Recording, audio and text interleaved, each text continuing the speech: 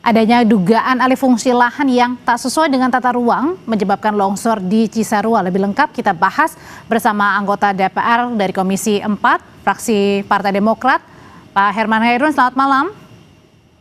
Selamat malam, Audrey.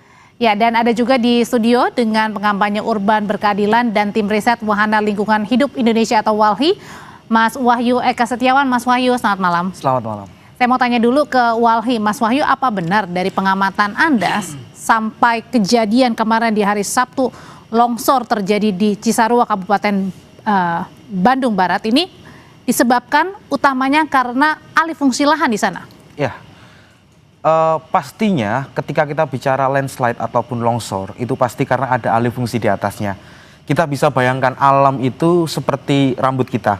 Ketika rambut kita kita gunduli begitu, tentu ketika kita taruh air maka airnya akan run off cepat begitu. Berarti kalau longsor ada yang material dari atas bercampur dengan air, berarti memang kuat dugaannya memang alih fungsi lahan. Tapi memang jika kita sebentar Mas, kalau tadi Mas Wahyu bilang dari hulunya, berarti ini alih fungsi lahan memang bukan dari di kawasan yang longsor saja, berarti dari atas? Saling terkait. Jadi antara wilayah hulu, antara wilayah tengah itu alih fungsinya cukup masif. Terutama kalau kita bicara di wilayah Cisarua, begitu di wilayah atasnya, itu terjadi salah satunya alih fungsi untuk pertanian. Nah, kita bisa cek di Google Earth ataupun citra satelit, itu akan tampak terlihat. Dan ketika kita ke lapangan, informasi dari teman-teman Wali Jawa Barat, memang terjadi alih fungsi tersebut. Dan daya dukung, daya tampungnya sudah menurun. Nah, salah satunya yang terlihat adalah kalau di atas alih fungsi menjadi tempat pertanian sayuran, di bawah pembangunnya semakin masif. Karena apa? Karena ya menumpuk ruang-ruang yang seharusnya itu menjadi ruang terbuka, sawah, lahan berubah menjadi permukiman. Pembangunan rumah maksudnya di bawah? Permukiman gitu. Karena apa? Bandung Barat, Bandung Utara itu semacam menjadi kawasan yang padat banget begitu untuk menopang kota Bandung. Makanya kalau kita bicara banjir tidak hanya Bandung Barat saja, Bandung Utara pun juga rawan banjir dan juga rawan longsor. Sebelumnya di Dayeuhkolot, lalu di Bojong Soang juga terjadi situasi serupa. Oke, saya mau tanya dulu ke Pak Herman kalau gitu. Pak Herman Khairun, ini baru saja DPR tepatnya di Komisi 4 baru saja selesai rapat ya, begitu ya, terkait dengan penanganan kasus bencana ini. Iya. Apa hasil sementara yang didapat, Pak Herman? Begini, saya kebetulan hari Minggu pagi mengunjungi langsung lokasi bencana. Dan tentu saya mendapatkan banyak cerita, masukan dari masyarakat di sekitar yang terkena bencana. Kami turut prihatin dan berempati dan selalu mendoakan semoga bencana ini tidak terjadi lagi. Dan tentu mohon ketabahan atas apa yang terjadi hari ini. Kami melihat memang bencana ini bukan sesuatu yang datang tiba-tiba gitu ya. Dan bisa kita lihat bersama di sana. Kami langsung berkunjung ke lokasi bencana dan bagaimana di atas atau di kaki bukit atau di kaki hutan Burangrang itu memang di sana sekarang sudah menjadi area perkebunan hortikultura. Dan tentu dengan tanaman-tanaman hortikultura yang tidak bisa menyerap air dan kemudian terjadi hujan 4 hari berturut-turut, ini memang dipastikan ada potensi terjadinya longsor. Dan kalau kemudian sebelah kanan bukit, sebelah kiri bukit yang sudah menjadi tanaman hortikultura, kemudian air begitu banyak, dan ini tentu membawa tanah akhirnya turun ke bawah. Dan di bawah itu adalah perkampungan para petani yang mayoritas memang di situ berbudidaya hortikultura. Artinya di situ semuanya, Pak Herman, artinya di situ semuanya tadi bahkan disebutkan oleh WALHI bahwa dari atas saja sudah semuanya salah, alih fungsinya sudah berubah nih. Sebetulnya ya kalau berpedoman terhadap prinsip-prinsip lingkungan hidup, prinsip-prinsip pembangunan berkelanjutan, itu kan pemerintah bisa menata ya, bisa menata bahwa sesungguhnya kalau daya dukungnya masih memadai, apapun eksploitasi sumber daya sepanjang itu memenuhi terhadap unsur-unsur ataupun aspek pembangunan berkelanjutan, di mana kita bisa mempertahankan zona inti. Baperjunnya tentu tadi kalau Kang Deddy bisa ditanami pohon pohon bambu, dan kemudian silakan di zona pemanfaatan itulah yang nanti dijadikan sebagai zona pemanfaatan bagi Oke. kesejahteraan masyarakat. Oke, Pak Herman. Artinya memang ini harus ada konsistensi terhadap tata ruang yang harus ditata sedemikian rupa sehingga betul-betul prinsip-prinsip pembangunan berkelanjutan, berorientasi terhadap lingkungan, menjaga terhadap potensi-potensi terjadinya bencana ini betul-betul dijaga oleh pemerintah. Oke, apakah Anda setuju dengan pernyataan dari Pak Herman Khairun tadi kalau nggak apa-apa alih fungsinya berubah atau tata ruangnya berubah asal berkelanjutan? Gini, rencana tata ruang itulah yang menjadi dasar kalau kita bicara soal pembangunan berkelanjutan. Pembangunan berkelanjutan itu didasarkan pada perencanaan tata ruang yang matang dan baik. Oke, wilayah kawasan lindung, maka kita harus tetapkan, kawasan lindung, maka tidak boleh diubah fungsinya. Maka kalau secara pilihan ekonomi, seperti yang sampaikan tadi, begitu bahwasanya ya kita memilih pilihan ekonomi yang menunjang keberlanjutannya. Seperti apa? Hutan pangan, begitu. Hutan pangan itu kayak buah-buahan dan lain-lainnya. Tapi masalah utamanya di sini adalah rencana tata ruang itu seringkali tidak diimplementasikan di lapangan. Seringkali apa? Alih fungsi itu melanggar rencana tata ruang yang ditetapkan. Tidak ada ketegasan dari pemerintah daerah, terutama untuk mengecek. Bahkan izin-izin, misal pembangunan ataupun izin apapun, kadang melewati tata ruang.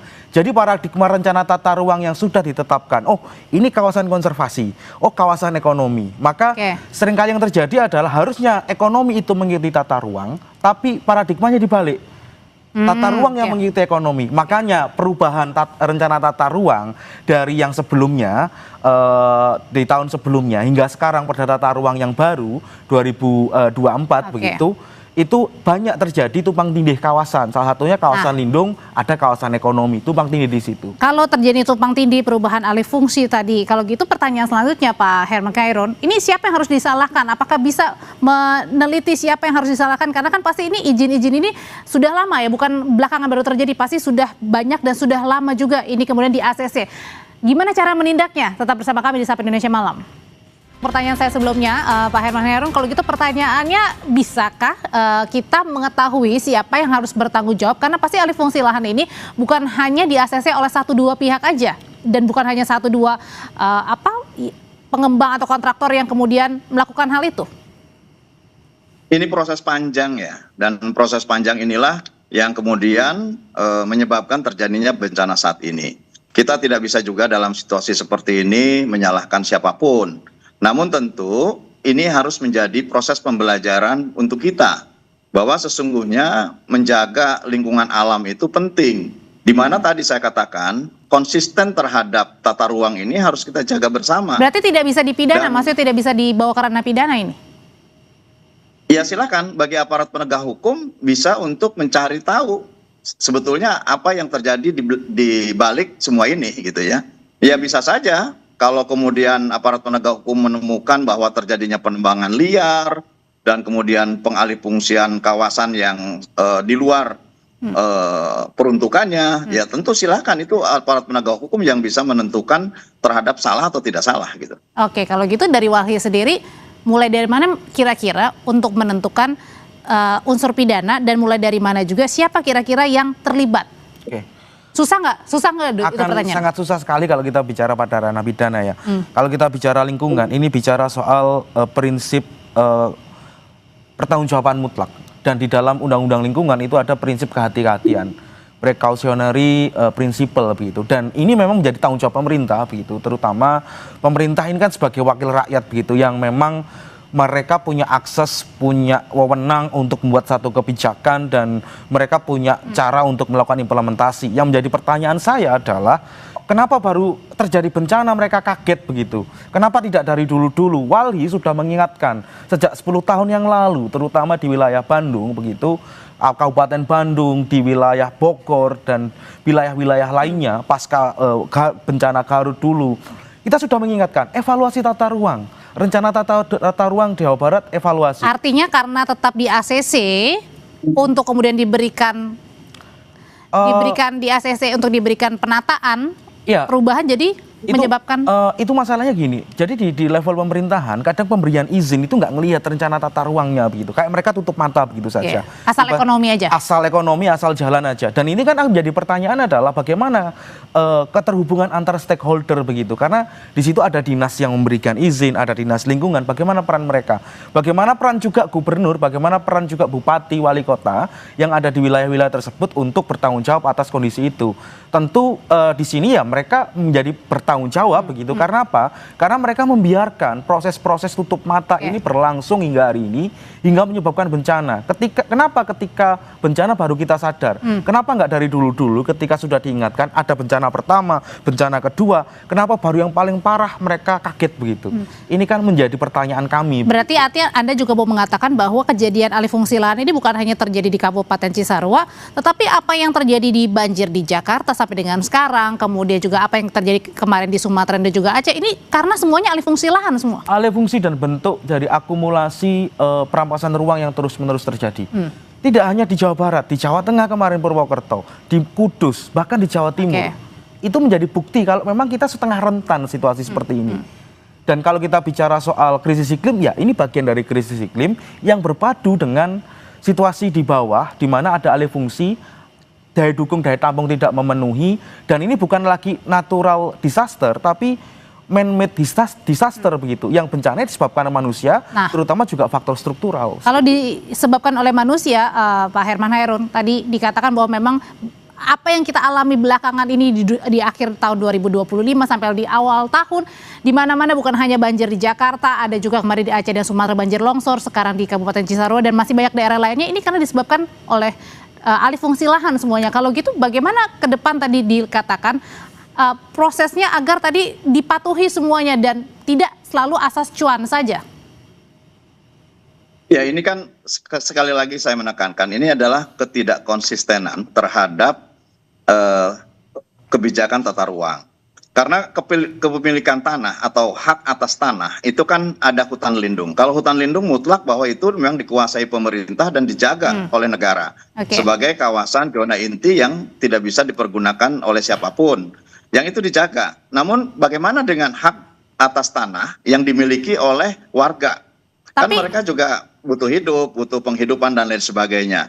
Nah ini yang harus menjadi kewajiban kita bersama, bahwa kalau memang kawasan yang tanahnya pun ini menjadi hak milik masyarakat, bagian dari penata ruangan zona inti dan masuk dalam kawasan zona inti Baperjun, ya ini juga harus dijaga. Pemerintah harus masuk karena bagaimanapun ini tidak bisa rakyat membiarkan tanahnya begitu saja. Artinya kalaupun memang membutuhkan kehidupan sehari-hari kan harus diolah. Kalau gitu bagaimana kebijakan pemerintah, pemerintah itu pemerintah daerah, pemerintah provinsi. Kalau gitu akan berencana memanggil juga nggak Pak? Pemerintah provinsi, kenapa? Akan memanggil juga nggak Pemdanya, pemerintah provinsinya?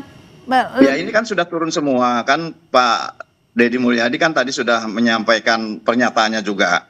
Bahkan kami juga apresiasi terhadap penutupan berbagai kawasan penambangan yang itu juga berimplikasi terhadap kerusakan lingkungan. Ini sudah bagus. Dan tinggal bagaimana penataan kawasan-kawasan yang selama ini menjadi hajat hidup masyarakat. Karena bagaimanapun kan masyarakat butuh untuk survive dalam kehidupannya. Tinggal bagaimana kita mencarikan alternatif income bagi masyarakat. Kalau itu memang dalam penata ruangan itu sebagai kawasan zona inti dan sebagai kawasan lindung.